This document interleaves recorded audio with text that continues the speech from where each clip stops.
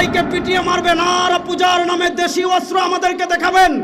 যদি আমাদের সাথে আপনারা খেলতে চান মাঠে আসেন, আমরা খেলার জন্য প্রস্তুত।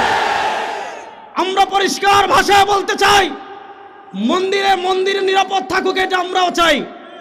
মন্দিরে যারা আগুন লাগিয়েছে তাদের বিচারের সম্মুখীন করা হোক, এটা আমরাও চাই।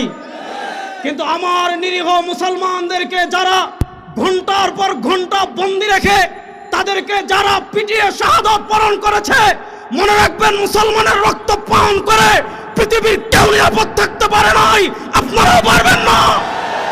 এই রক্ত কথা বলবে ইনশাআল্লাহ। আমি সর্বশেষ আরেকটা কথা বলে শেষ করছি। বাংলাদেশে আপনারা বিভিন্ন ইস্যু চেঞ্জ করেন, একটাকে ঢাকার জন্য আরেকটা আনেন, আরেকটাকে পিছনে ফেলার জন্য আরেকটা আনেন। ভাইদের শাহাদাতের ঘটনা আমাদেরকে ভুলিয়ে দিবেন। আমরা শাহাদাতের দাবি, আমাদের ভাইদের রক্তের দাবি আদায়ের জন্য আমাদের